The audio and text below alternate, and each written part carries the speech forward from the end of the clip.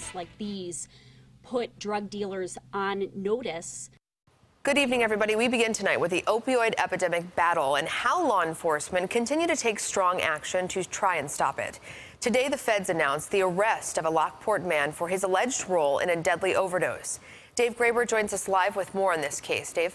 Lena, an alleged drug dealer from Lockport remains in federal prison tonight after being indicted on charges that he sold someone a fatal dose of fentanyl-laced heroin.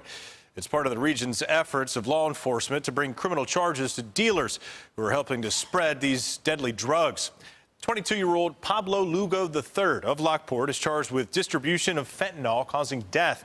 Federal authorities say Lugo sold a 22-year-old woman heroin that was laced with fentanyl back on March 28, 2015. Officials say the woman died because of the drugs that Lugo sold. He also reportedly admitted to selling them to this victim. More than 130 people are believed to have died this year because of opiate overdoses, and more than 85% of those are because of fentanyl. While state laws make it difficult to prosecute dealers who sell deadly drugs, federal law enforcement can treat these crimes like a homicide. Our message today is, as I said, a personal one to those who continue to deal with the loss of a loved one to addiction. We have not forgotten you.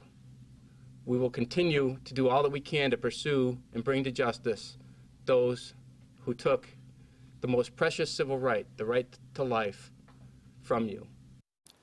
Now, the charge carries a mandatory minimum penalty of 20 years in prison and a maximum of life. Kennedy says there are a number of other cases pending in his office, as well as with prosecutors in both Erie and Niagara counties. Live in the studio tonight, Dave Graber, News 4 at 5:30.